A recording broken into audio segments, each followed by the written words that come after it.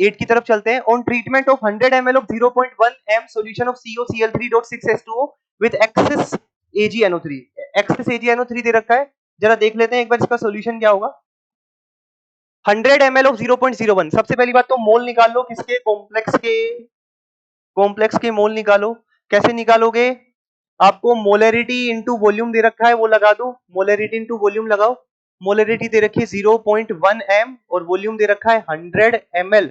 इसको डिवाइड कर दो 1000 से तो ये आ जाएगा लीटर। 2 0 से 2 0 कैंसिल, यहाँ आ गया 10, तो ये आ गया 0.01 मोल आ गया कॉम्प्लेक्स का। ठीक है, एक तो ये चीज दे रखी है।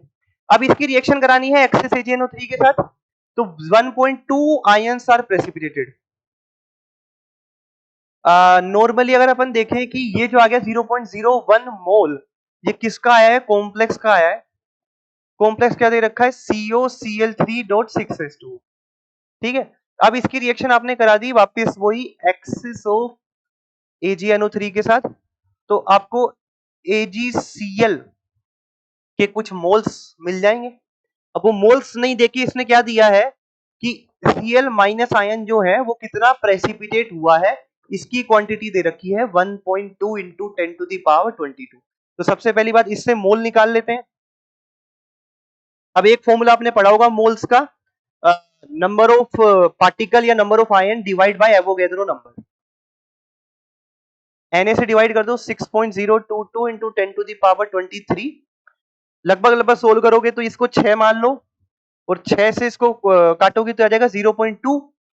23 को ऊपर लेके जाओगे तो एक 10 टू दी पावर -1 बच जाएगा, यानी ये हो गया 0.2 इंटू 10 टू दी पावर -1, यानी ये हो गया 0.2 डिवाइड बाई 10, यानी हो गया 0.02 मोल। अब ये देखो 0.02 मोल आया है।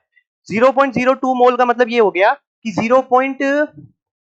0.01 मोल अगर आप किसी कॉम्प्लेक्स का लेके चल रहे हो और रिएक्शन वगैरह कराने के दौरान वो आपको 0.02 मोल AgCl देगा।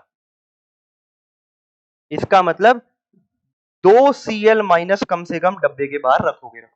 ठीक है, 0.01 में 0.02 मोल, तो 1 मोल में 2 मोल AgCl मिल जाएंगे आपको, तो 2 Cl डब्बे के बाहर रहेंगे। 2 Cl डब्बे के बाहर करके बाकी सारी चीजें डब्बे के अंदर डाल दो। ये रहा वो एग्जांपल। यहां पे अगर आप देखो COH2O5 नहीं, क्या दे रखा है? COCl3.6H2। यहां पे भी आप ध्यान से देखना एक बार, ये जो कोबाल्ट है अपने पास, ये कोबाल्ट +3 में है।